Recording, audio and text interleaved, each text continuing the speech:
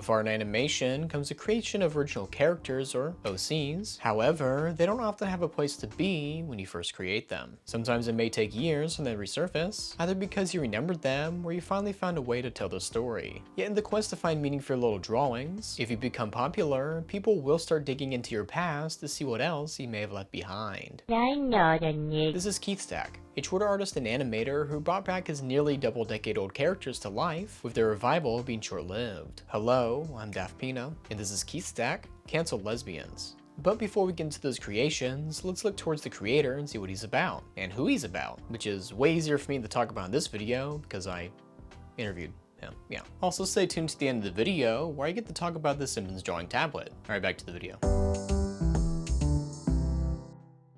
Keith Stack, or just Keith for short, is a 33-year-old artist in the Bronx, New York. At an early age, he watched shows like Ren and Stimpy, The Simpsons, Beavis and Butthead, South Park, and lastly, Late Night with Conan O'Brien. Side fact that Conan actually was on The Simpsons and even wrote a couple of the early episodes. That wasn't a fun fact, it was more like a lukewarm fact at best. Well, good thing I didn't call it a fun fact. Yes. Anyway, early on in his artistic career, he made Mega Man Maker comics. You see, this is an early internet thing where you take sprites from a game, plop into a comic, and wow, new lore, your own stories. But enough about other IPs, Keith has some of his own we gotta talk about, like Cowboy K, Zeh, and many others that he created in the early 2000s, around 2004 and 2005 for a good frame of reference, like that one. At the time, he even had his own website called z.nothingforfree.com, which was an alternative to Newgrounds and DeviantArt. Back then, people went on to more than 2 websites, so people were more open to creating and hosting their own works on them. In fact, I discovered homestarrunner.com from a friend of a friend, and whew, that's a blast from the past. With Flash cartoons that don't suck ass. The fun part about these old cartoons being animated in Flash is while the audio sounds bad, because it's a vector-based program, we can re-export the .swift file, and voici, we have a 4K exports from a 2005 cartoon you can see right now. Now you can. And now I will talk to you about t-shirts. That, or if it's an old rasterized image, you can throw in an AI upscaler, but that's besides the point. In 2012 and 2019 respectively, he created 2 not safe for work art pieces. The former was an animation, the latter commemorating the time Tumblr banned porn on the website. This would be the start and end of his not safe for work career. Though it was never something he really wanted to pursue, and he just drew these because he thought they were funny. Always love seeing these. Gives me the ha-has and ease I need on those cold and dark stormy days as I reminisce on the old Luna plush I had from a previous Daft Pina video. You're not gonna let it go. You know you made me say that, right? This is not like, this is... Speaking of furries, Keith had officially done 2 speedruns, one of Sonic Spinball and the other of Earthworm Jim. The former getting 11th place at 24 minutes and 44 seconds, and the latter being at 10th place at 35 minutes and 36 seconds. He had chosen these games as they were played to death in his youth, though he got bored of speedrunning, so he didn't attempt any others further, for the time being. In 2011, he began working at Augenblick Studios in Brooklyn. He worked on many aspects of the animation pipeline, everything from thumbs, compositing, and even directing. The Comedy Central show Ugly Americans being the first television production he's worked on. Other works include Go and the Insatiable, The Jellies, as well as some of AOK's online works. For The Jellies, he actually sat in the same conference room as Tyler the Creator a few times, however unfortunately, he never spoke to him. I actually went to a Tyler the Creator concert back in February 2022 with a friend. It was great. Thank you for the tickets, Jay Aubrey. He didn't give them to me, I had to buy them from him. It was quite fun. Just like the transition to the next topic. They were hinted at early on in the video, they're in the video's title, and last but not least, a big part of this video's creation, let's talk about Leslie and Brianne. But not after you hit the like and subscribe button if you want to support the channel, which you should. Thank you. Brianne, it is very late. Come to bed. Not right now, Les. I'm trying to watch every single cartoon by David Firth in one night. Last time you did that, you had horrible nightmares and couldn't sleep for the entire night. I'll be fine. Keith grew up on the Sega Genesis and CD console, eventually getting a Dreamcast. Him noting Sonic CD being his favorite of the franchise, and he actually got into the Archie comics a bit later in his life, eventually getting a tattoo of Sonic on his left shoulder when he turned 18. Why are you talking about Sonic? I want to see those funny, goofy, haha lesbians. Well, JJ, all this Sonic talk matters as the first drawings of lesbian Brianne were posted on a 2004 forum themed around Sonic the Hedgehog. It was about a lesbian couple living in Yonkers, New York. He essentially took the setup of Ren and Stimpy, there being a dumb one and angry one, but in this version, making them humans and lesbians, instead of a gay cat and dog. And so wanting to create a series like Bonus Stage, the first animated appearance of Brianne was in a cartoon called Holy Crap, Booby Trap, released March 25th, 2005. I like your boobs, ma'am. Why, thank you, kind sir. Would you like to touch it? Yes. Did you know? The names Leslie and Brianne actually come from the word lesbian itself. Separating the word into les and bien, we get the titular word Leslie and Brianne. But Keith noted he doesn't quite remember who helped him come up with that name. Back over at Newgrounds, the two would be animated in Wacky Lesbian Hour, released September 19, 2005 when he was 17. That's your side of the cat, and that's my side of the cat. I get the anus. And so, having resolved their problem, the lesbians sat down to have a lesbian tea party. And so he continued with these characters, making arts and comics, even showing them to Augenblick Studios, thus helping him get an internship. Wow. However, with his real business job in the industry, he had to show off these cartoon creations for quite a while. Except for in 2014, where he animated them twice, but I mean like dedicated time and dedicated works. Cut to something that happened over 11 years later. COVID. With the pandemic back in 2020, Keith had a lot of extra time on his hands due to the lack of commute to his work. The time he'd usually spend playing Switch games, needless to say, it took a lot to get there and back. Looking forward to Sonic's 29th anniversary in hopes of a new game, he decided to make a Sonic doodle every day to celebrate his birthday. Sonic's, not Keith's. Even past the dates, he decided to keep going even up to the 30th anniversary, as well as the release of Sonic Colors Ultimate. With creating daily works, he says that setting a strict deadline for yourself helps overcome crippling perfectionism. Interesting enough, these daily comics garnered Sega's attention, leading him to creating promo comics for Super Monkey Ball Banana Mania. What a deal. With the creation of these daily comics, he wanted to revisit his old Wacky Lesbian Hour characters with Leslie and Brianne. And if you look at the screen right now, instead of focusing on your drawing right there, you'll notice that the art style changed quite a bit. This is partially due to his love of the 2000s internet, as he creates these reboot works in MS Paint, meaning, yes, all of these comics are drawn on one layer. Terrifying. That's what I call getting over perfectionism. Masochism. Not only did the art style change, but so did the characters themselves. As early on, Keith didn't know how to make Leslie funny or interesting. So for the more recent iteration, he made Leslie a perpetually angry leftist politics nerd that everyone I know has kind of turned into, which I think is a fun, relatable take on a grumpy character. And as for the other, Brianne is still just a dummy. Maybe she's just got a bit dumber. Though Keith himself is a cis straight dude, in an interview with House of Decline, Keith mentions he's not sure he would, quote, get in trouble with these comics, further discussing there aren't many known goofy LGBT comics out there. Though he does recommend Love and Rockets, created by Gilberts, Jamie and Mario Hernandez, for something LGBT related. I like very vulgar, edgelordy humor, but I also don't want to hurt or offend anybody. Yeah, if that it's a makes hard sense. balance to make. Yeah, no, I absolutely agree with you. It's like but I think you can make a space for that. There is a Right. you can I'm carve hoping, your own yeah. thing out. Right. And it's completely fine to write and draw characters you don't directly identify with, or else it would be like a very hard process to create anything. Too many cooks? This is the first gaming comic in a while I would say people actually like unironically,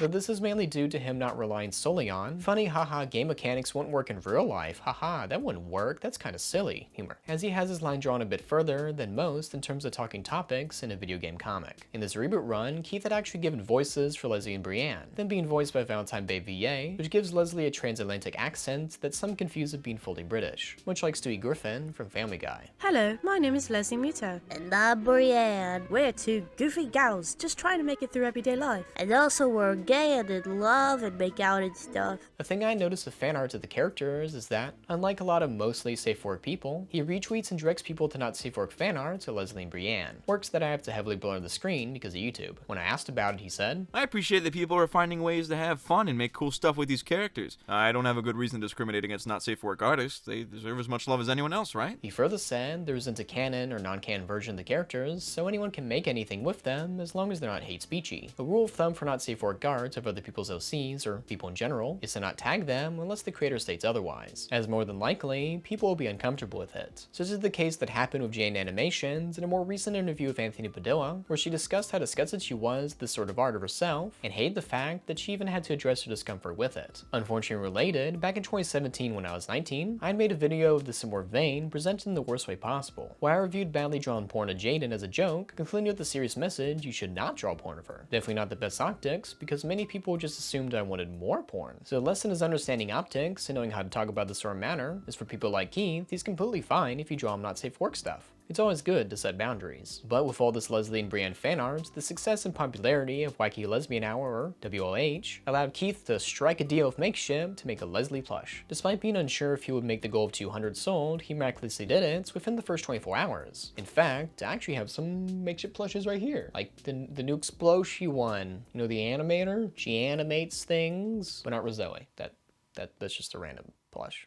Despite sobriety at one point, he tried his hands at a poll-based comic where people would vote for the next part. The story being about Brianne having to take out the trash, and yep, hijinks ensue. I guess the moral of the story is, I'm gay. While it was fun, he doesn't know if Twitter is the ideal format for it, mentioning that this would probably work better on like a old internet school forum where responses are in order, easier to make choices and whatnot. And though he works on professional cartoons, there isn't much overlap with his online and industry works, such as the art he's been doing for the TV show City Island and PBS Kids. Outside of course promoting something he worked on, he generally tries to avoid discussing his work and their personal life on the internet. This might be for the best, as often when creating online and becoming popular, people will start digging into your past. And for the case of Keith, there was one cartoon that got people's attention. Just like how my cat Bear always captures my attention. Wow, there he is.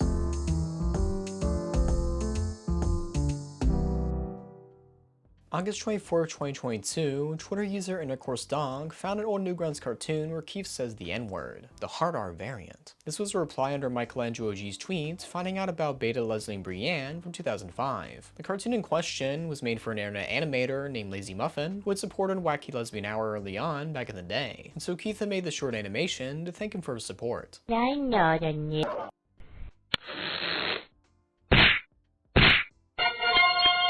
In talking with him about it, Keith admits the cartoon is pretty bad and embarrassing. Quote, The sort of stuff you might expect from a shitty teenager making a Flash cartoon in the mid-2000s. I like to avoid bringing attention to it, especially because it contains the old username of that other animator, and I don't want my crappy old problematic cartoon to be sort of a thing that pops up when, say, an employer searches for him on the internet. Considering the older jokes, I asked about what things would be off limits for his current day humor. He said, I certainly make an effort to avoid jokes that I think would genuinely hurt anyone. I want the stuff I make to make people happy and laugh, not sad. I think I was much more of a get a laugh at any expense sort of guy when I was younger. Further stating, he would consider unironic promotion of hate speech and hate crimes too far to find funny, saying he doesn't find Stone Toss and Stone Toss adjacent comics funny, preferring stuff like House of Decline as well as the Ola Swag Studios. As for YouTubers, he finds Cybershow and DK Fine's conversation quite funny. When I saw this being shown off on Twitter, I thought of myself in relation, as let me tell you, I've done some terrible things when I was younger, online. Sometimes when you're doing your thing, it is inevitable that people will bring something up from your past, then you have to consider if you want to react to it at all. And in this case, Keith didn't. You cannot control how people perceive you, nor you can control how people tell your story, or for further thoughts, how many times people will tell your story. What is this, like that one song from Hamilton? Who lives, who dies, and who tells your story? I meant in general. The fact that someone made a rap about Hamilton, it's been about 10 years and I still can't get over it.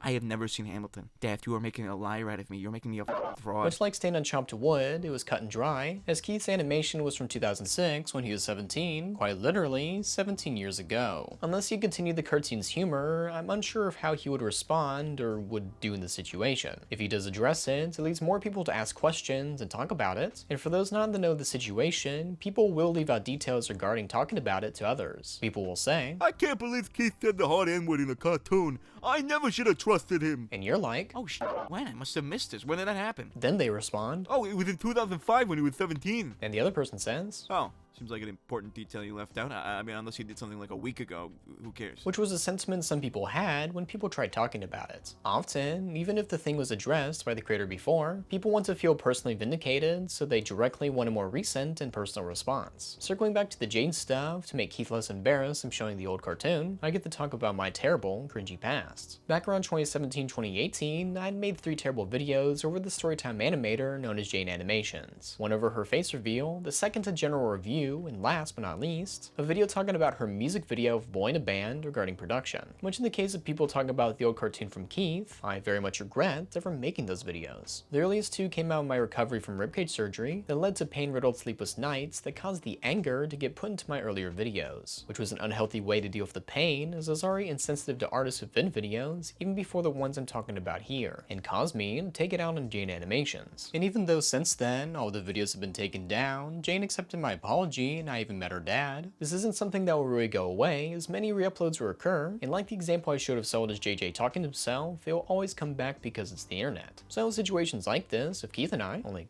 kind of comparable. There are many avenues in which you can address stuff. We can mention random videos like this, but sometimes people want something more easily accessible and clear-cut. This is sort of the idea behind Tom Scott's I Hate Tom Scott Master Posts, where he addresses everything about him that people dislike. But circling back to Keith, I suppose with this video, me talking with him about it, and it's easy to find, so if someone asks, just send them this video with a timestamp. Though if they can't, like, be bothered doing that, they probably just don't care.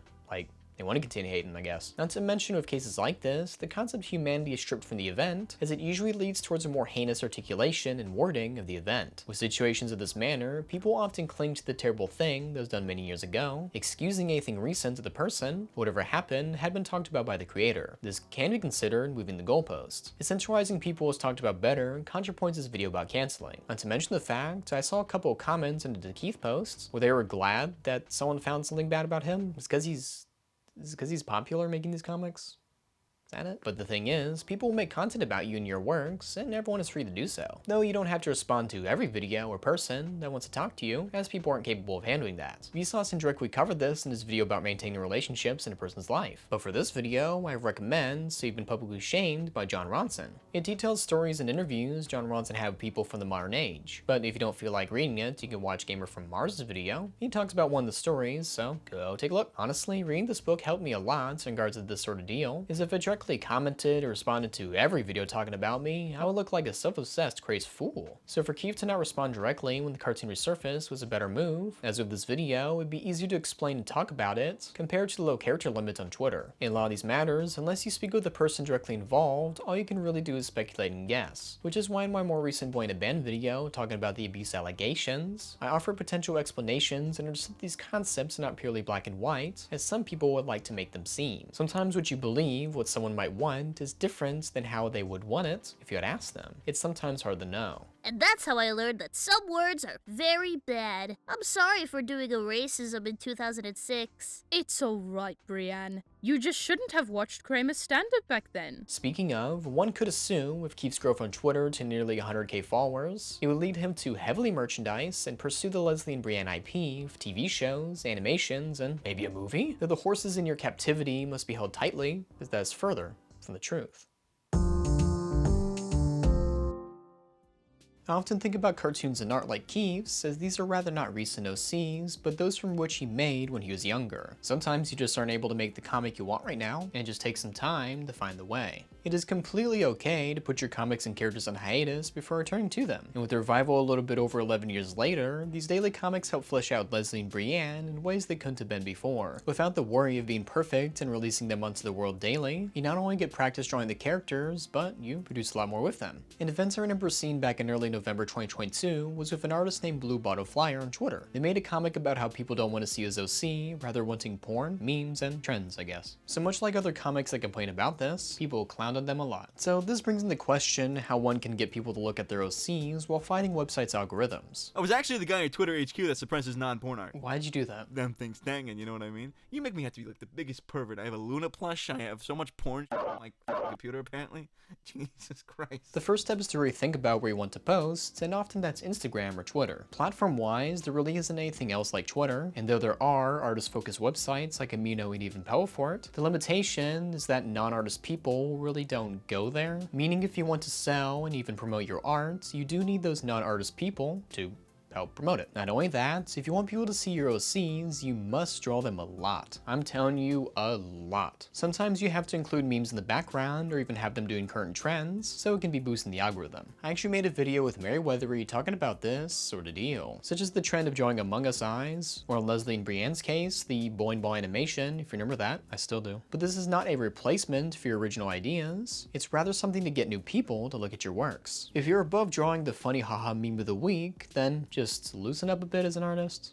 You know what I mean? Get goofy sometimes. Along with drawing them a lot, as well as taking part in more modern things, modern trends, it's good to draw fan art of other people's works. It shows you're wanting to be part of the community. In such cases like BendyFan 2013, it can help you in the event the creator retweets your works of them. But much like Keith, sometimes it may take time for your characters to get beloved, as it takes a lot of bad drawings and funny comics, or just time, to not only understand the medium you're working in, but also the potential audience you're wanting to cater to. Though this leads into the concept of when and if you'll ever stop drawing said characters. Are you more of a Jim Davis, who'll be creating Garfield until he dies, or Bill Watterson, who only ran Calvin and Hobbes for 10 years, then moved on to other projects? I actually talked to Pan Pizza on this, since he's working on a pilot for Look IRL, his webcomic. For that, we actually planned a bit of the finalized story for the characters with some arcs he could pursue, though it is inevitably up to him whether he wants to make more of a One Piece or a Naruto. Forever drawing with the same characters or going the next generation route with Boruto. Another way of thinking about it is if you're making a The Simpsons or the Owl House. As of those, it's a bit clear which should have a finite story, but not too finite. Come on, Disney. An issue that can arise in creating a popular IP is that you will be forever known for said creation, and it sometimes trickles down for future works. While everyone knows Brian Lee O'Malley's Scott Pilgrim, have you read his other works like Seconds, Lost at Sea, or Snot Girl? The latter is only co-written by Brian with Leslie Hung, but that's besides the point. The point being, did you know they existed? Having success of your creations is a dream come true, but what will you do when you want to move on? Would you leave at the height of popularity, ending on a good note like Keith? Or will you go on forever to the point where the original idea is vastly different, like Family Guy? Though for the former, since Keith is working a day-to-day job, it is easier financially to stop his series. This isn't like the Nostalgia Critic who did try to stop his titular production, only to come back to it due to the lack of returning fans and praise for the new project. So perhaps if you solely earn money from your production, you can create an addition rather than a substitution. Maybe having 2 comics or even a backdoor pilot within your profitable production to see if people might be interested in that series. Like me heavily promoting the Pizza Party podcast, which I'm a part of, as a co-host. Subscribe. I often wonder for shows like Hell of a Boss if there is a finite story, or if it'll go on forever until it just can't be funded anymore. But wait, look, a new episode dropped. I should probably watch that after this video is done, after you finish watching this video too. These are some concepts I want you to think about for your series, as I have for mine. For my 2020 pilot Saturdays Off, it would have been more so like Family Guy to go on forever, but for my new pilot, it has a finite story I would like to tell. But circling back to Keith, he concluded his reboot run of Leslie and Brianne with his last comic releasing the day Sonic Frontiers got released. Luckily for him, the game ended up being a good Sonic game, so Brianne eating 100 pumpkins was well worth it. He would like to return to these characters someday, perhaps even finally making a Wacky Lesbian Hour episode 3, but much like Half-Life 3, it will take some time. He probably also needs a break considering he drew something new every day in addition to his daily job for like 2 years straight. Despite the series being concluded, he doesn't want to pursue a show or even a physical book of his internet comics for the time being, as he prefers them to be weird internet characters. I know how translating comics like this to print format can be weird to look at, like those Homestuck books. Do you remember Homestuck? As for merchandise, while there are no physical books, he does have a Leslie and Brianne store, selling t-shirts, stickers, and such with funny haha designs. He also worked with Neon Mirrors on a merch collab, actually used one of their graphic designs and this transition right here, so go check out their stuff as well. On his farewell post, he also gave Valentine Bay VA shoutouts, as well as Nico and Esty if you want to fill that cartoon lesbian shaped hole in your heart. In the meantime, he's taking a break from Twitter, but he'll post a bit more often again whenever the Brianne makeshift plush is out, and so if you want to keep up with any future art, you can follow him on Newgrounds at Keith2002, newgrounds.com. There's a dot between Keith2002 Newgrounds, so be sure to type that. But look at the screen, and perhaps it's better this way. To leave on a high note for the characters, as it leaves a nice filled hole in the internet's hearts for 2 wacky lesbians trying their best to live in Yonkers, New York. It's a nicely completed comic that ended quite well. And when asked for words of inspiration, Keith said, "Not particularly. AI's gonna replace us all." God damn, I'm burping.